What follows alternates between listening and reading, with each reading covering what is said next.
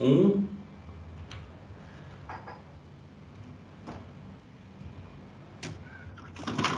Olá pessoal, boa noite, sejam bem-vindos aí a mais uma aula, né, da nossa disciplina de Engenharia de Software, né? Vamos agora falar da unidade 2, né? Pessoal, alguém está com o microfone aberto aí, não sei, está fazendo barulho, se puder fechar, por favor, obrigado. Ok, então eu vou dar início à nossa aula, ok? Nós estamos então na nossa segunda semana da disciplina, né? E nós estamos falando aqui da unidade 2, ok? Bom, vamos lá. Pessoal,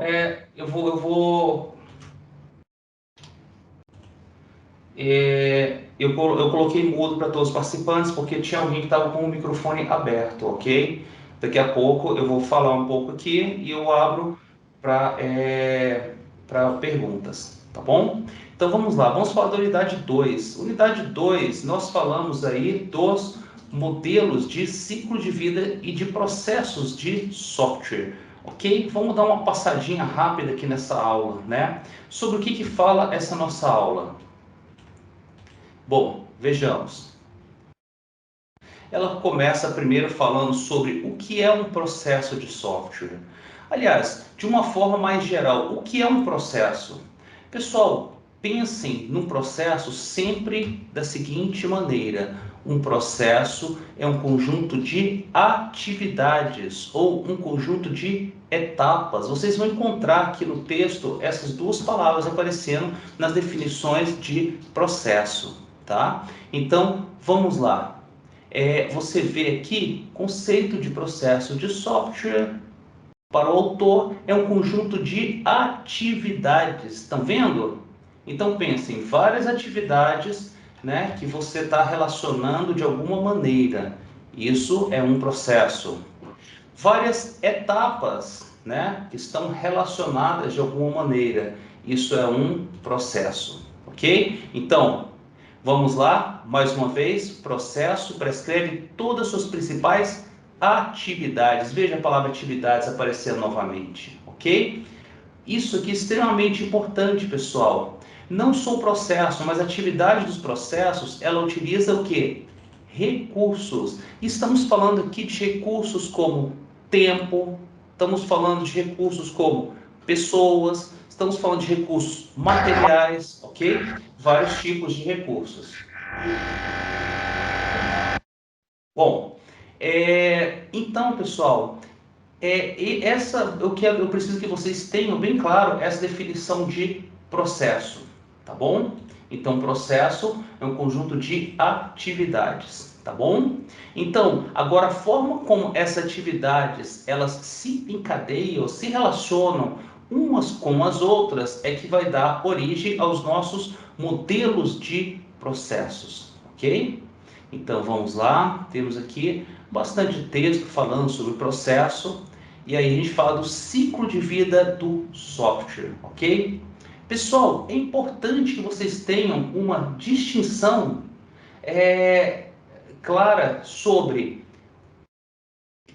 essa questão de que existe o ciclo de vida de um projeto de software e do produto de software. Vamos ver? Olha só, ele fala bem aqui. Deixa eu procurar.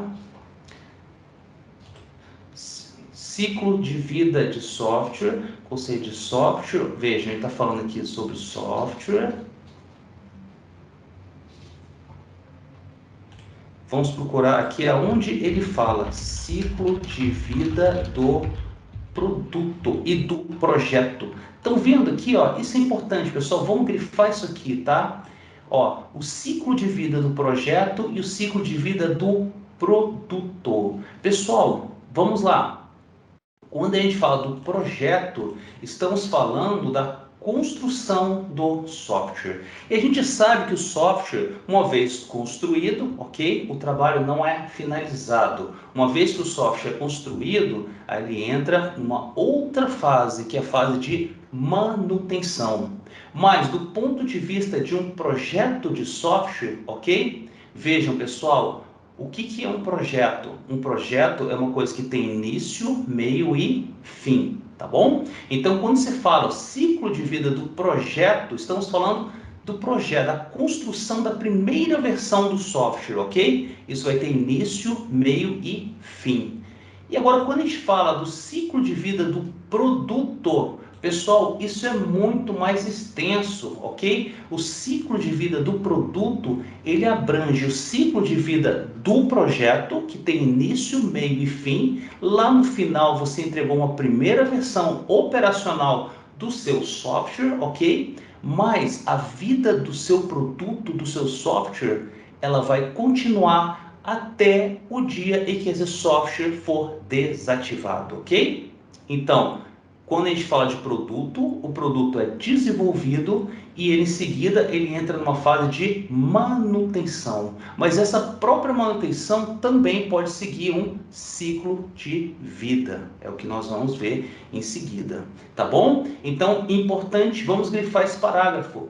Esse último, ou seja, o ciclo de vida do produto, ele se estende além do projeto e acompanha o produto da sua operação inicial, ou seja, desde o momento em que eu entreguei o software, tá? Passando por possíveis manutenções até quando o software entra em obsolescência. Então, percebam, pessoal, entregamos a primeira versão do software, ok? O software vai passar por várias manutenções evolutivas, corretivas, e aí um dia o software vai ser desativado. Ou porque não está mais sendo utilizado, ou porque estão criando aí uma versão nova daquele software, tá bom? Pessoal, só interromper só um minutinho, estou vendo aqui que tem uma colega, Letícia, que não está conseguindo entrar, né? Deixa eu colocar aqui, se vocês tiverem contato com ela, se puderem dar esse recado para mim, né?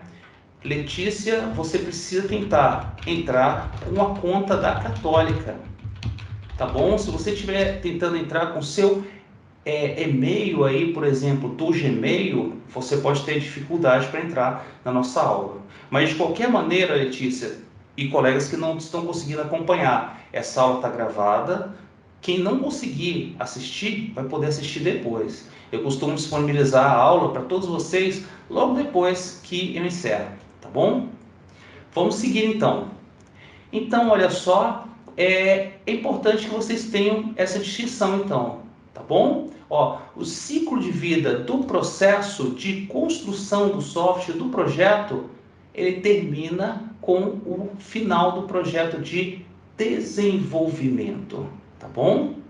Então, tenham isso em mente, pessoal. Uma coisa é a gente falar do processo de desenvolvimento. O processo de desenvolvimento geralmente abrange o quê? O início, meio, fim. E lá no fim a gente tem a entrega da primeira versão operacional do nosso software, tá? E quando a gente fala do produto, o ciclo de vida dele vai se estender até o momento em que esse produto for desativado, tá bom? Maurício fez uma pergunta bem interessante aqui, né? Se a nona edição é a oitava atualizada? Não, Maurício, veja só. Hoje nós temos lá na Biblioteca Virtual da Católica a oitava edição do Pressman. Foi lançada aí a nona edição, mais atualizada, tá? Inclusive, eu vou até entrar em contato com a coordenação e perguntar se é possível eles trazerem aí para a gente, para a nossa biblioteca, a nona edição. Primeiro a gente precisa saber se existe a nona edição digital, ok? Mas nós estamos trabalhando com a oitava edição, que está excelente para os propósitos dessa disciplina, tá bom? Vamos lá, vamos seguir, ok? Então aqui ele começa a falar do ciclo de vida do software, ok? Ciclo de vida do software, pessoal, ele basicamente, então, ele abrange o quê? 3 etapas. Vejam, são etapas importantíssimas. Primeiro, definição. Pessoal, para você poder escrever um software, você precisa saber o que esse software vai fazer. Seu usuário precisa explicar o que o software vai fazer. Essa é uma fase de definição. A gente não consegue implementar um software se a gente não souber o que ele precisa fazer. Ok? Então vem a importância do levantamento de requisitos, da fase de definição do que o software vai fazer. Tá? Em seguida vem o desenvolvimento. O que é o desenvolvimento? Horas, é a concretização daquilo que o usuário quer. É a escrita do código-fonte. Um pouquinho antes da escrita do código-fonte é a criação de modelos, de diagramas que vão representar os requisitos de uma maneira que possa ser compreensível, entendível ali pela equipe de desenvolvimento. Exemplo, quando a gente vai construir uma casa, ok? Nós podemos ter a definição, né, do que a casa vai ter, como tantos quartos, banheiros, sala, cozinha, ok? Nós podemos pedir para um engenheiro construir uma planta, né, um desenho, ali assim, do projeto que eu estou idealizando. Isso seria um modelo, ok? E a fase de desenvolvimento seria a concretização daquele modelo, né, onde a gente realmente construiria a nossa casa, né? Trazendo para o software, desenvolvimento, ele termina com a implementação, ok? E aí vem a fase de operação, aonde esse software é colocado lá em ambiente de produção para os nossos usuários poderem utilizar, e aí os nossos usuários vão descobrir problemas, vão reportar erros, vão sugerir e pedir novas funcionalidades. Ele entra então na fase de operação, ok? Bom, vamos seguir então. Os modelos mais comuns de ciclo de vida. Pessoal, o modelo mais conhecido, que foi o primeiro proposto, é o nosso modelo cascata. E vejam por que ele chama cascata, porque ele parece uma cascata mesmo. Vejam, imagine água correndo aqui, olha, ela veio correndo aqui, caiu, caiu, caiu, caiu, ok? Qual a ideia desse modelo? Ele se caracteriza por seu encadeamento linear de suas etapas. Lembra, pessoal, quando a gente fala em processo, nós falamos de atividades e falamos de uma maneira como essas atividades, essas etapas estão ligadas uma com as outras. Ora, no modelo cascata, as atividades elas estão ligadas de uma forma sequencial, aonde uma fase ela só tem início após a conclusão da fase anterior, ok? Terminei essa fase aqui, eu passo para a fase seguinte, tá bom? Então, essa é a ideia do modelo cascata. Ele vai para frente, mas ele não anda para trás. Com algumas exceções, particularidades que você poderia, por exemplo, de um determinado ponto do cascata, você voltar para o ponto anterior, tá bom? A gente pode, de uma forma geral, dizer que o cascata ele só anda para frente, tá bom? Então, vejam só, quais são as etapas do cascata? Acompanhem comigo, pessoal. Análise e definição de requisitos. Então, vejam, tudo começa com a especificação do que o usuário quer. Isso a gente chama de requisitos, ok? Depois a gente vem com o projeto de software. O que é o projeto, pessoal? O projeto é aquele desenho da planta da casa, ok? É uma modelagem daquilo que vai ser implementado. Bom, depois da gente ter os modelos, a gente faz a implementação. No caso, o software, nós escrevemos o código-fonte, escrevemos os testes de unidade, extremamente importantes, tá bom? Bom, nós podemos seguir com uma fase seguinte, onde a gente faz os testes de sistema, que são testes de nível mais alto, tá bom? E aí podemos colocar o nosso software em produção e ele entra na fase de operação e manutenção, ok? Então percebam, é um conjunto de etapas sequenciais que são executadas uma depois da outra, ok? Algumas características importantes do cascata, vejam pessoal, esse modelo ele se aplica ao desenvolvimento aonde os requisitos são importantíssimos, grifem isso, bem definidos e estáveis. Por que isso? Acompanhe comigo. O usuário definiu os requisitos. Ok, vou para a fase seguinte. Modelo aqueles requisitos, implemento. Imaginem aqui, nesse ponto, o nosso usuário falar assim: ah, sabe, é que mudou uma regrinha, eu pensei melhor e a gente precisa adequar. Vejam, eu estou aqui, o processo anda para frente. Para eu voltar aqui, eu teria que recomeçar tudo de novo. Então, eu voltaria para cá, faria isso de novo, isso de novo. Perceberam o tanto que isso é caro? Entendeu? Então, o cascata, ele é interessante quando o requisito é bem definido, estável, ou seja, não vou precisar fazer essa volta aqui, ok? Isso aqui é muito interessante quando a gente fala de uma linha de produção. Percebam, eu tenho uma linha de montagem de um produto, um hardware, ok? Um ventilador, um micro-ondas, ok? Aquilo ali, a especificação de como montar, do que vai ser montado, está bem claro. Então, eu posso seguir isso aqui, ó. Não vai mudar essa especificação aqui, tá bom? Isso aqui vai para frente. Mas quando a gente fala de software, é diferente, pessoal. Desenvolvimento de software não é um processo manual, é um processo criativo que envolve entendimento. As pessoas mudam de ideias.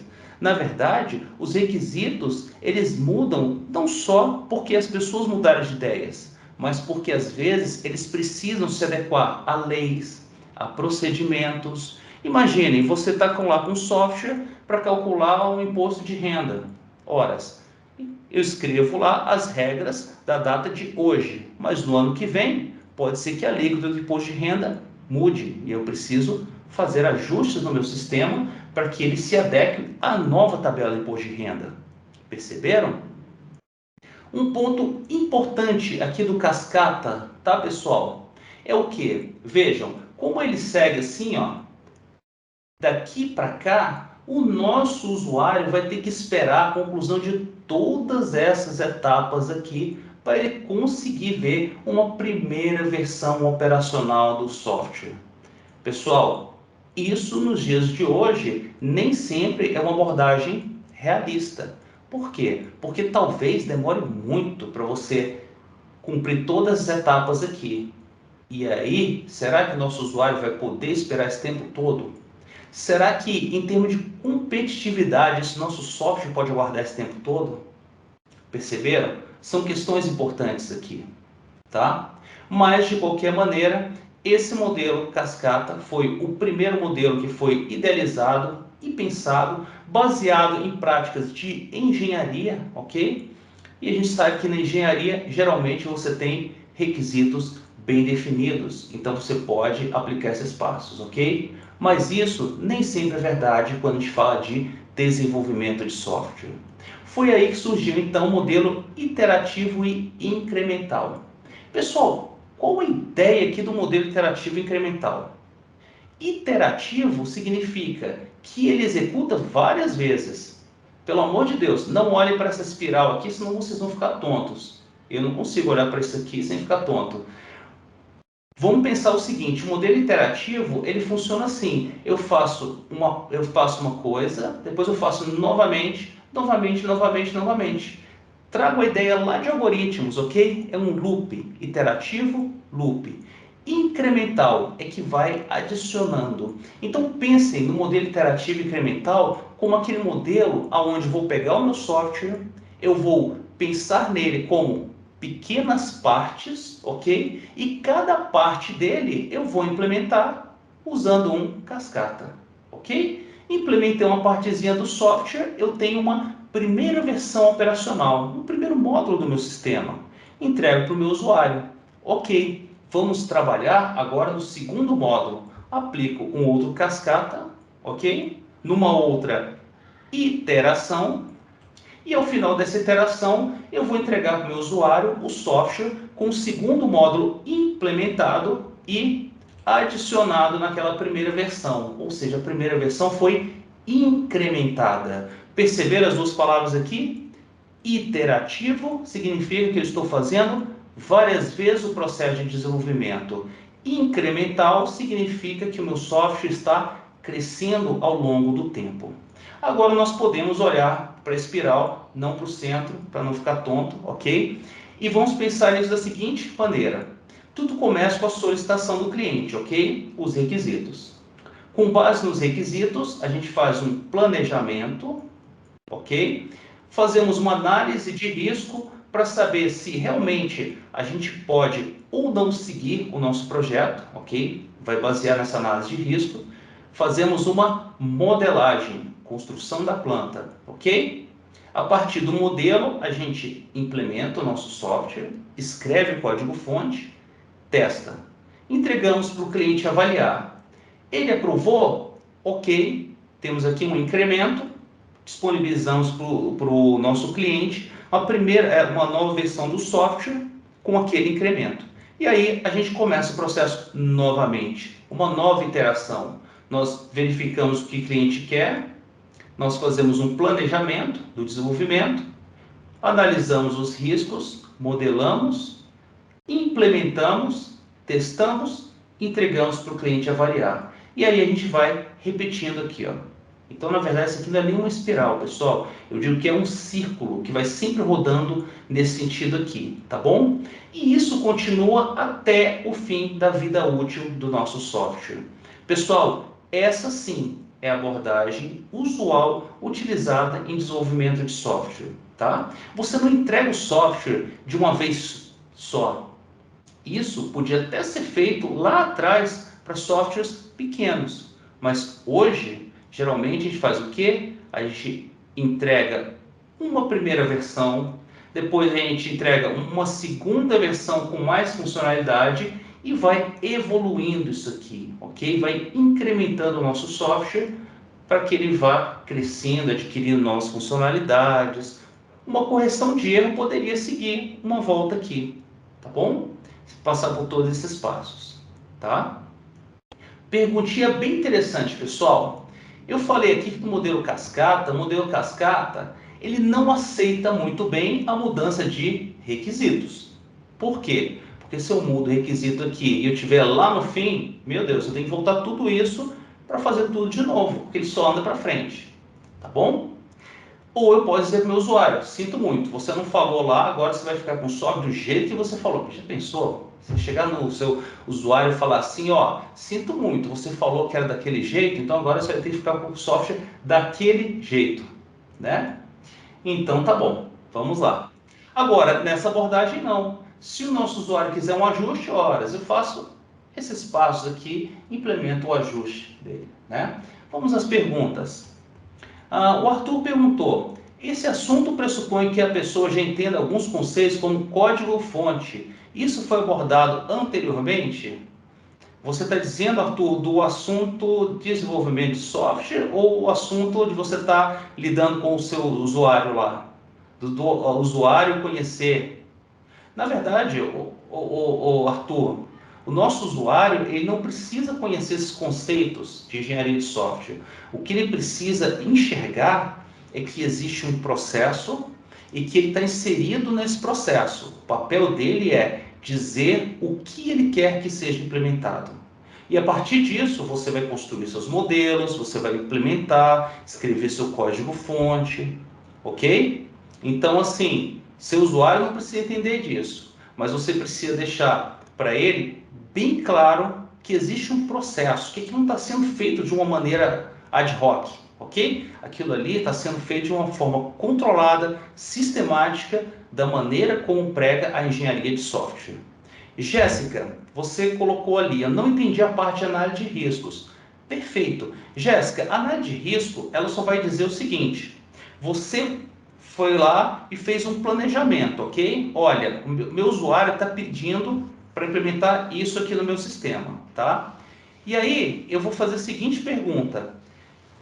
É viável? É viável implementar isso? Pode ser que ele peça uma coisa que, assim, não é viável economicamente. O meu projeto tem um certo orçamento e tempo de entrega. Aquilo que ele está pedindo pode ser feito? Pode. Só que ele quer que seja entregue em um mês, né?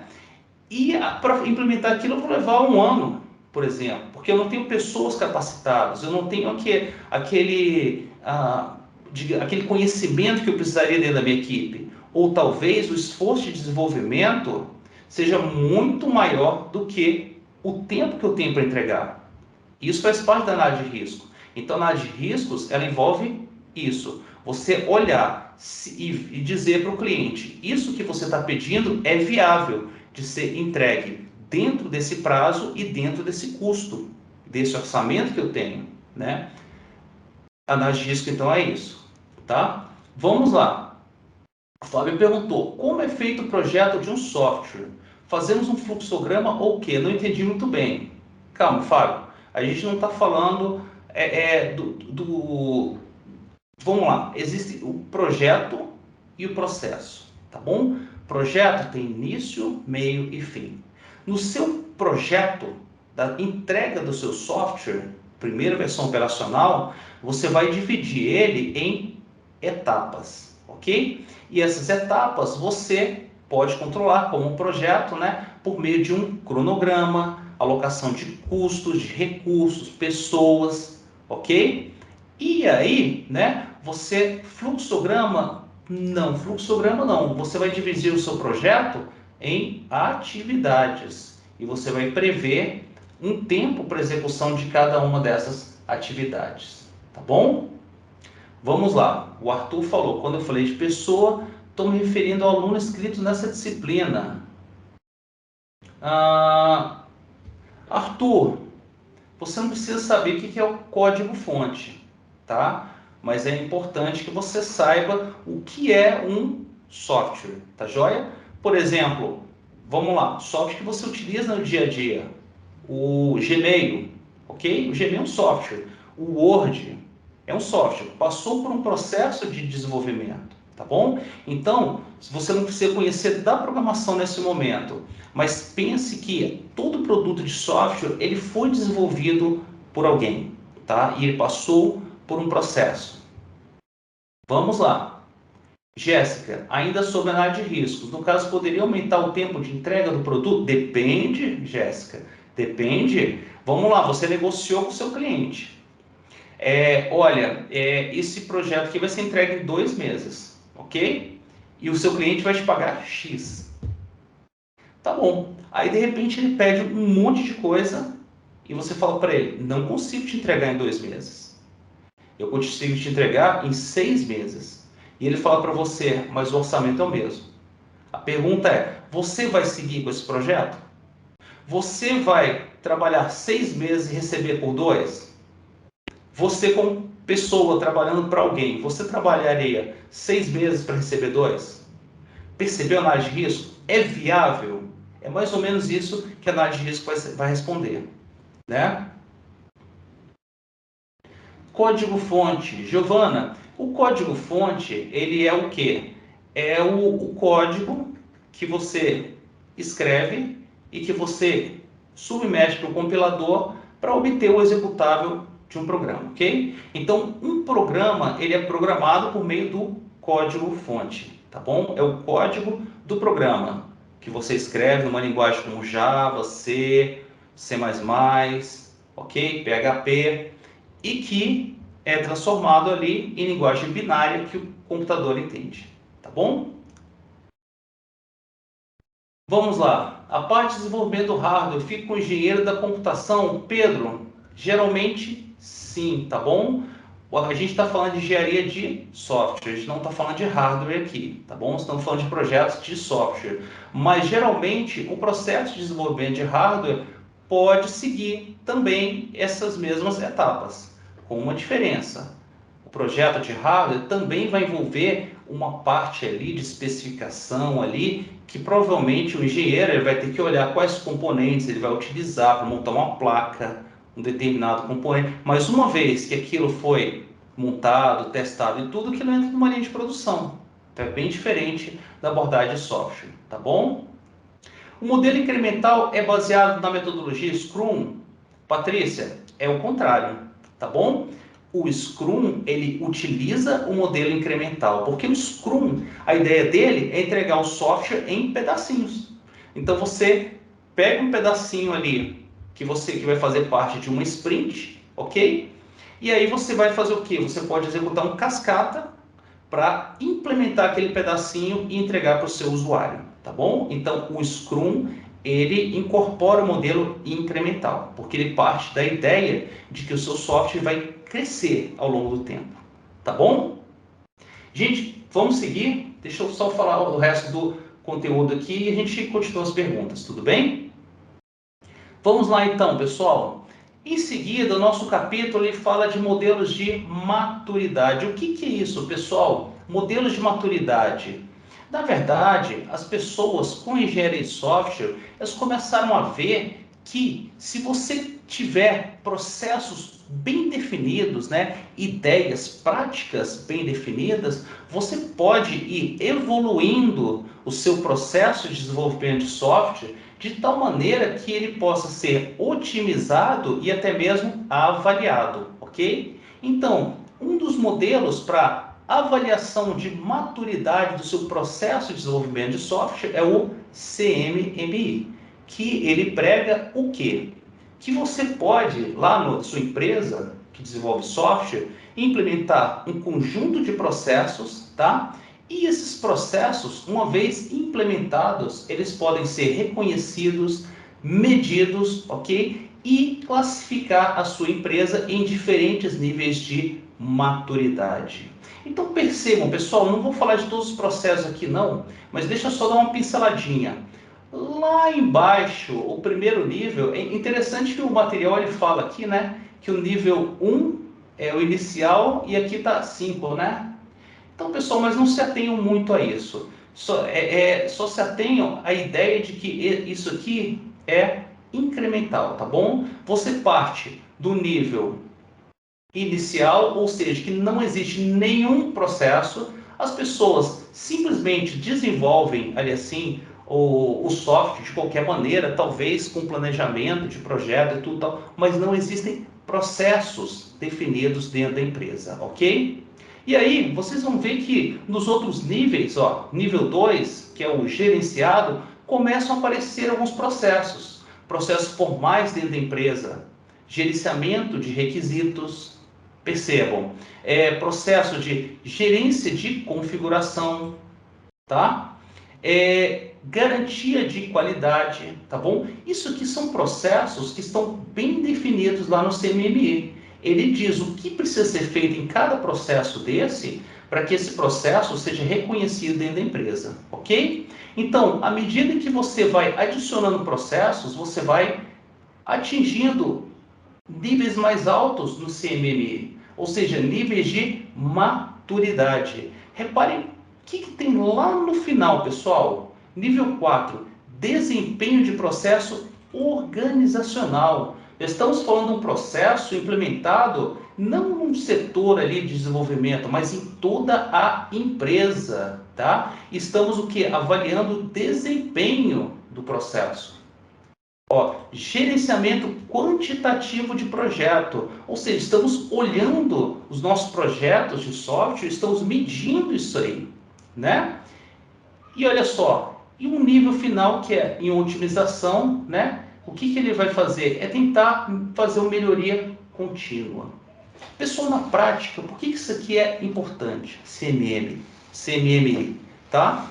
Algum tempo atrás, vários órgãos públicos aí, para contratar uma empresa para fazer desenvolvimento de software, por exemplo, eles exigiam em edital que as empresas que fossem participar, elas tivessem o CMMI nível 3, pelo menos, por exemplo, tá? Ou seja, isso contava para a classificação da empresa. Pensem, por exemplo, você como órgão público, você está contratando uma empresa para desenvolver software para você está terceirizando o desenvolvimento de software. Aí, de repente, aparece uma empresa lá que não tem nenhum nível de maturidade do CMM, ok? E oferece lá, diz que pode desenvolver software com valor X, ok? Aí, só que aparece uma outra empresa que tem o CMMI, ou seja, ela está testando o nível de maturidade aqui, mas o valor dela, que ela está cobrando para o desenvolvimento, é mais elevado. A pergunta é, e aí? Se a gente for analisar só o custo, você vai pegar a empresa que não tem nenhuma maturidade em desenvolvimento, ou você vai pagar mais caro e você vai pegar uma empresa que ela tem um grau de maturidade maior e provavelmente vai te entregar um produto de melhor qualidade. Porque o CMMI, ele prega que se você implantar os processos, você vai ter um software com mais qualidade. Perceberam, pessoal? Essa é a ideia, tá? E finalmente aqui, ó, nós temos o MPS-BR, que seria o nosso CMMI brasileiro, tá? Que também prega aí um modelo de processos dividido aí em vários níveis, né? Onde você pode ter, em cada nível você tem os processos que podem ser implementados. Isso aqui pode ser avaliado para você atestar o grau de maturidade do processo de desenvolvimento de uma empresa, ok? Então temos aqui os níveis, os processos que precisam estar implementados em cada um desses níveis para você reconhecer a sua empresa aí, né, sua organização, como estando em um dos níveis do MPS-BR, tá bom?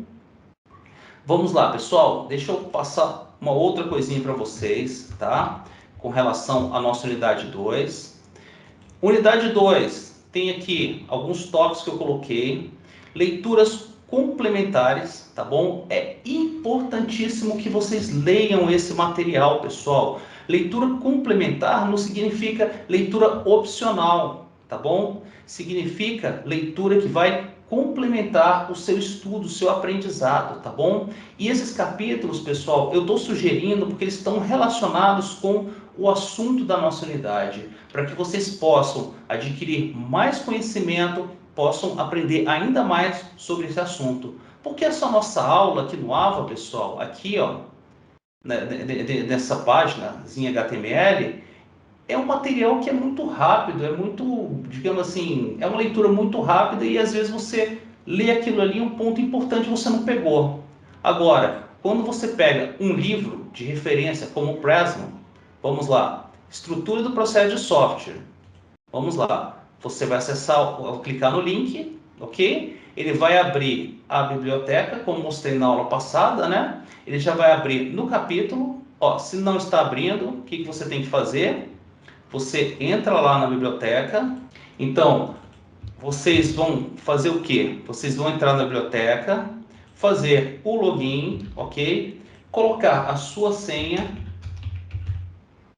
certo? Fez o login, aí vocês vão lá procurar o livro Engenharia de Software, né? Só a primeira vez para ele achar, título, pesquisar. Olha só, foi lá, aí vocês vão procurar aqui, ó, o livro do Pressman, 8ª edição. Clica no cadeadinho, ó, ele já vai abrir aqui. Na verdade, isso aqui nem me interessa muito, né? Porque ele vai abrir a primeira página. Eu já posso fechar aqui. E quando eu voltar aqui e clicar aqui, no link mesmo, ó, reparem, ele já vai abrir um capítulo certinho aí para mim, para eu fazer a leitura, tá? Então aqui estamos falando do capítulo 3 do livro do Pressman. Então vejam, abriu no capítulo 3. Estrutura do processo de software, ok? Para vocês entenderem o que é um processo de software. Aí, outra leitura, modelos de processo. Então vocês clicam, ok? Faço a leitura aí do capítulo 4. O capítulo 4, ele fala sobre os modelos de processo. Então vai falar do modelo em cascata, do modelo iterativo e incremental, tá bom? Ó, modelo em espiral, modelo em V, vai ter outros modelos aqui, tá? Mas é uma leitura bem interessante isso aqui. E finalmente, ó, lá no capítulo 37 ele fala de CMMI. Não precisa ler o capítulo inteiro, tá, pessoal? Leiam só a parte que fala sobre o CMMI para que vocês tenham uma compreensão maior sobre esse assunto, porque só, ó, começa aqui o CMMI, tá? Por quê? Porque só por esse nosso material, talvez você olhe e não consiga entender muito bem o que significa esse CMMI, tá bom? Então façam essa leitura aqui para que vocês possam entender melhor, né? Olha os níveis aqui do CMMI, ok? Até o nível 5. Então é interessante que vocês façam essa leitura para aprimorar ainda mais o conhecimento dessa unidade, tá bom? Na Mediateca, então, vocês vão encontrar os vídeos aqui, tem 2 vídeos, um deles fala sobre os modelos tradicionais, o outro sobre o modelo incremental. Nós temos aqui os slides, né, dos 2 vídeos. Se você clicar aqui, ó, você vai abrir os slides que eu utilizei nesses vídeos, tá bom? E na prática, pessoal, atenção, prática é um questionário, tá bom? Esse questionário vocês precisam responder até segunda-feira. Deixa eu ver aqui, se ele mostra aqui, restrições, olha só. Começou dia 11, vocês têm até o dia 18 para fazer esse questionário e responder, tá bom? Então, é um questionário aí, são 10 questõezinhas. Minha recomendação é que vocês façam isso aqui na segunda-feira, ok? Usem todos os dias que vocês estiverem disponíveis para estudar, tá bom? Então, isso é a unidade 2. Eu vou agora abrir o áudio aqui para que vocês possam tirar dúvidas, fazer perguntas, ok? E vamos lá. Deixa eu ver aqui. Gente, agora a pergunta é aonde que agora eu abro o áudio? Deixa eu só ver aqui, pessoal, só um minutinho. Tá ouvindo, Perdão. professor? Oi, tô sim, Maurício. Ah, então beleza. Ok, deixa eu só ver Acho que aqui. tá aberto. Ele fica aberto aí, professor. A pessoa só desbloqueia o Tá aberto microfone já. dele e... Sinto Ah, muito. não, tudo bem. Então pronto. Vocês podem então fazer as perguntas, tá? Eu só tenho um comentário, Sim. Maurício, né? Eu adquiri a 9ª edição e tá muito diferente da 8ª. Olha, Maurício, eu não sei te dizer que eu não vi ainda a 9ª edição. Que ela foi, inclusive, acho que ela foi lançada esse ano, né? Sim, Então eu não 2021. tive ainda a oportunidade de dar uma olhada, né? Mas assim, eu sei que da 7ª para a 8ª edição, ele não mudou muita coisa, né? Agora, realmente, da 8ª para a 9ª, eu não sei. Talvez, pode ser que tenha mudado. Eu acredito que não, tá? Porque o Eu que acho que que ele tem... enxugou, sabe? Talvez, porque o que tem mudado, principalmente quando a gente fala de desenvolvimento de software nos últimos anos, é que a gente tem seguido aí de uma abordagem tradicional para uma abordagem mais ágil, né? Scrum e essas metodologias mais ágeis. E eu tenho percebido isso no livro do Pressman. Se você pegar edições bem antigas, não existia ainda as metodologias ágeis. E ele inclusive, o pessoal trabalhava antigamente em programação estruturada, não existia programação orientada a objetos. Então, o que mudou muito do livro do Pressman, que eu, por exemplo, tive a oportunidade de estudá-lo lá em 1996, né? 96 utilizava-se muito abordagem estruturada, então você tinha diagrama de fluxo de dados, ele falava sobre isso no livro, né? Não existia ainda a metodologia ágil. Hoje você encontra, pelo menos na 8ª edição, você encontra uma pincelada sobre o projeto estruturado, mas o foco é projeto orientado a objeto, né? Sim, E aí vai. sim, Então ele vai se adequando, né? para você ter uma ideia, a agilidade de processo vem no capítulo 3. Ah, entendi. Entendi. Bom, eu vou ver se eu consigo depois pegar uma versão mais atualizada do Pressman, tá? Mas assim, eu posso dizer que para essa disciplina assim, a 8ª edição tá excelente, né? O Não, Pedro até perfeito. falou, essas leituras são muito boas, Pedro, são muito boas mesmo, porque o Pressman, às vezes ele fica um pouco maçante a leitura, né? Mas ele tenta manter assim uma linguagem descontraída, né? Eu acho interessante isso nele. Pois não, alguém quer perguntar? Tem gente com a mão levantada ali. Podem perguntar, pessoal. Ó, Professor, tá me ouvindo? Ricardo, pode falar, Ricardo. não, ele primeiro que levantou a mão. Ah, sim. Tudo Tá bem. dando pra ouvir aí? Certo. Pois não, pode falar.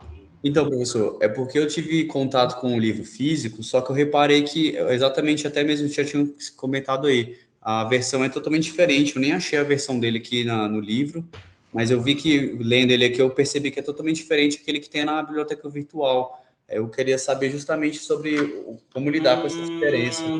Qual que é a versão física que você pegou?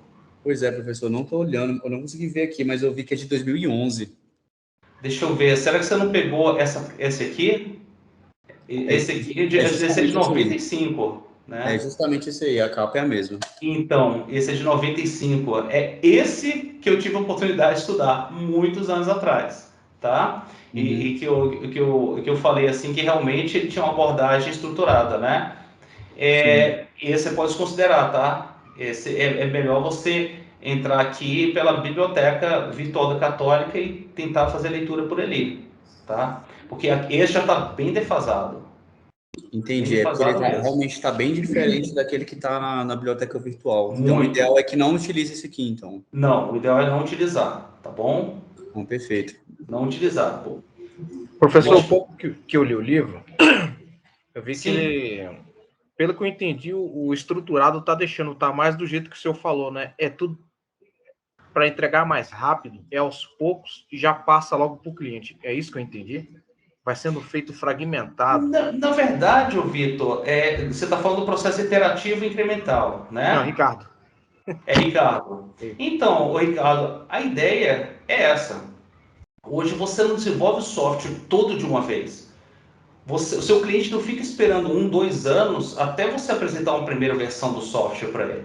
Isso podia até ser verdade naquele tempo que ninguém tinha computador em casa e que as pessoas dependiam de mainframes. E que todo mundo tinha acesso a um mainframe, por exemplo. E você não tinha um computador em casa. Hoje, que todo mundo tem um computador no bolso, que é um smartphone, né? Ninguém quer esperar 1 ano para o projeto ficar pronto. Né? As pessoas querem as coisas para ontem, né? Então, por isso que vem essas abordagens ágeis, que são interativas, né? Que elas conseguem entregar o produto por partes. Você entrega o primeiro produto e vai melhorando, incrementando também, né? É só você olhar como exemplo, compara hoje o Facebook com o Facebook de 10 anos atrás.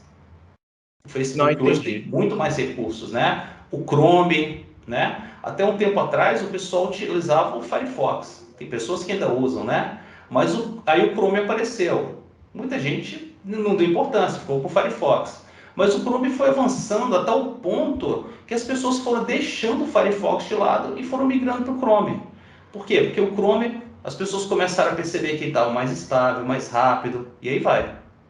Tá bom? Ó, o Arthur gosta do Firefox. Eu também gosto, Arthur, mas eu confesso que eu cheguei a um ponto que eu estava usando o Firefox e o Chrome, mas acabou que eu fiquei só no Chrome. Depois eu migrei para o Chrome, né? Professor, só para entender, quando uma empresa pede, todas as áreas, toda a equipe vai fazendo as suas partes todas ao mesmo tempo e depois é que juntam? É isso que eu queria entender. Vamos lá. Se você tiver um projeto grande, com vários módulos, você pode ter várias equipes, cada equipe trabalhando em um módulo, tá? E o código fonte, ou seja, o código do sistema, ele pode ser um único código. Só que eles vão ter um repositório de código em comum, tá bom? Então essas pessoas, eu vou trabalhar na minha parte do sistema, a outra equipe vai trabalhar na outra parte. Eles vão desenvolver, vão testar lá, apresentar para o cliente. Uma vez que o cliente aceitou a minha parte, eu vou subir aquilo para o repositório para que seja disponibilizado para o meu usuário em ambiente de produção. A outra equipe pode continuar trabalhando naquele outro módulo, naquela outra parte. Só que ele só vai poder subir esse código para a produção, para o repositório, né, depois que o cliente der o ok. Percebeu? Então, assim, o usual hoje, vamos lá, você não precisa nem falar de uma equipe. Você tem vários desenvolvedores, uma equipe só, mas cada desenvolvedor está trabalhando em uma parte, ok? Mas ele só vai subir a parte dele depois que aquilo for testado, for aceito pelo usuário. Aí ele sobe, tá bom? Mas a ideia é essa, Ok. várias pessoas trabalhando ao mesmo tempo. Mais do que isso, você pode ter uma equipe responsável só por levantamento de requisitos, outra equipe responsável só pela implementação, né, modelagem e implementação do seu sistema, e outra equipe responsável só pelos testes. Eles não colocam a mão no código que o desenvolvedor fez, ele só testa. Ah, Ok? tá. É porque tem partes que eu vi que muda, né? pode mudar de uma hora para outra, né? Aí nessa parte, quando você já sobe, por exemplo, terminei minha parte, entreguei, mas surgiu uma coisa que o cliente quer, aí volta, como é que é? Sim, aí você vai e implementa aquilo, tá joia? Mas você vai implementar aquilo ali, vai testar, né, antes de subir, né? A menos que o que você entregou tenha um erro. Aí você tem que correr e fazer aquilo ali com uma certa pressa, né? Para não ficar um erro em produção, né? O Gustavo perguntou aqui, todos eles sobem no repositório? Sim, Gustavo, mas aí eu teria que explicar para vocês, ou vocês teriam que conhecer melhor sobre softwares como SVN e Git. Hoje o pessoal usa muito o Git, tá? Mas em resumo, basicamente, o Git, você pode manter um repositório local na sua máquina, onde você vai atualizando o código na sua máquina, salvando uma versão nova, pode voltar para uma versão anterior, ok? E você tem um repositório central, que é o repositório que está na rede, que estaria o código de produção. Você vai trabalhando no seu repositório local, na sua máquina. Quando você terminar o seu trabalho, testou, está aprovado pelo usuário, aí você sobe do seu repositório local para o repositório lá de nível mais alto, que é o repositório do projeto, que é o repositório de produção. Tá joia? Então é isso. O Git trabalha com o conceito de repositório. Você tem um repositório local, que você pode fazer mudanças, você controla as mudanças ali na sua máquina, mas você também tem o repositório global, que é o repositório do projeto, onde você só vai subir aquilo que foi realmente implementado e testado. Tá bom? Isso, essa é a ideia, Gustavo. Branch. O que eu estou falando para vocês na verdade, não é nem branch, tá? Que eu poderia trazer um branch, trazer o código para a máquina, criar um branch, trabalhar ali. Eu poderia até subir um branch lá para o repositório de produção, depois juntar esse código, tá? Mas a forma mais fácil é essa aí. Você só está trabalhando na sua máquina, repositório local. Aqui eu não estou falando de branches, tá bom? Então é isso. Gente, mais alguma dúvida? Tem gente com a mão levantada aí? Pode perguntar. Professor, é porque eu estava tentando até escrever aí no chat da reunião, mas está me aparecendo a informação que eu não sou membro da equipe. Éder, você está conectado no site da Católica com seu e-mail e senha da Católica? Eu entrei até por dentro do portal lá, no link da reunião mesmo. Só que eu não sei por que não puxou. Interessante. Até liberar os meus acessos foram dois dias, eu acho que depois que começou. Entendi. Eu vou verificar aqui no Teams depois para ver se tem alguém assim que está fora da equipe. Mas você pode mandar uma mensagem também para a tutora da disciplina e pedir uma ajuda nisso aí. Fala, ó, não estou com acesso.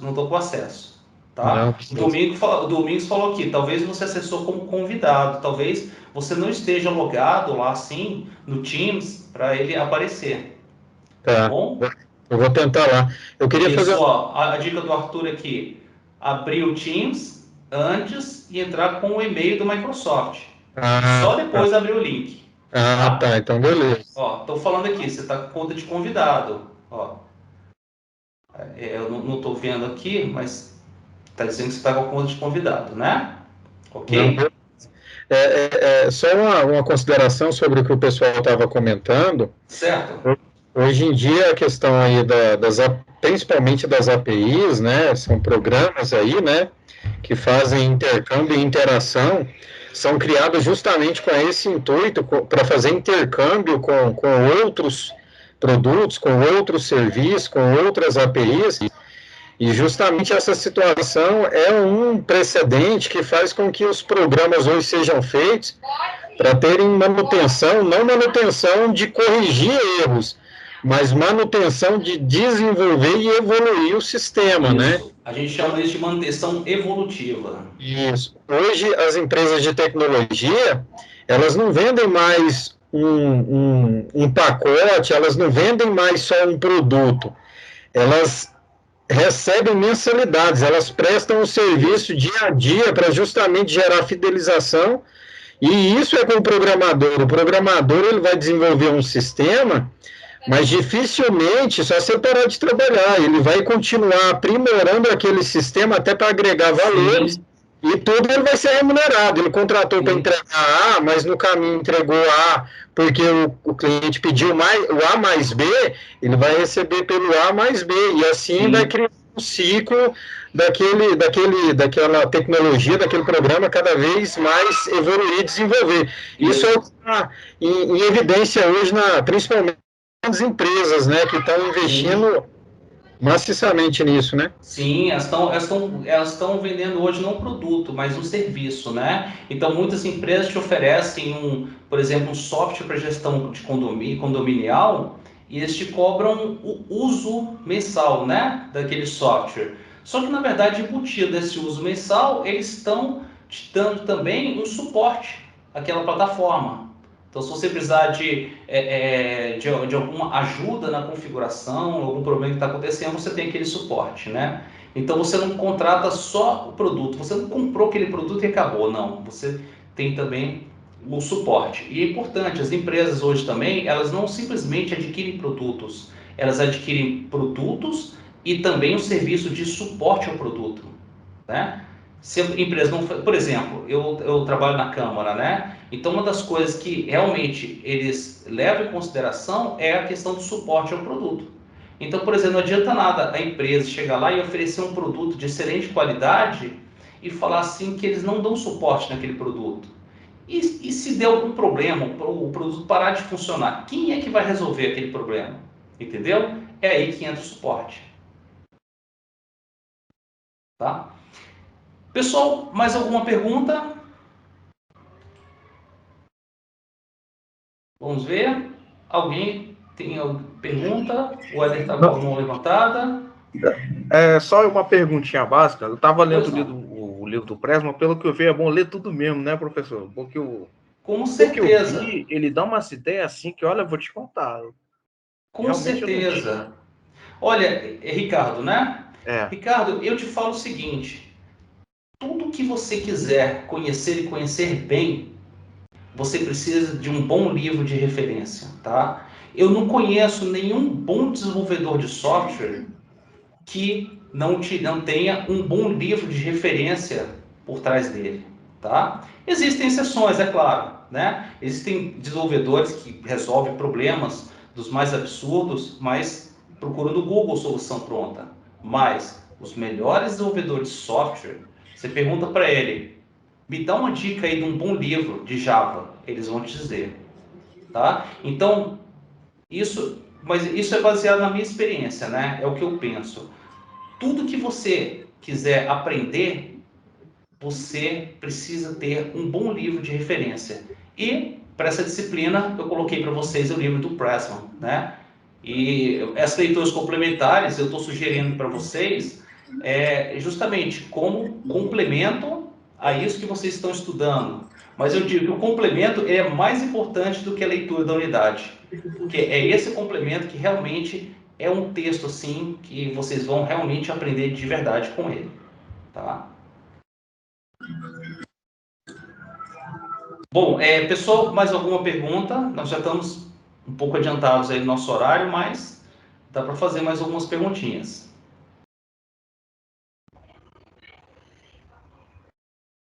Ok.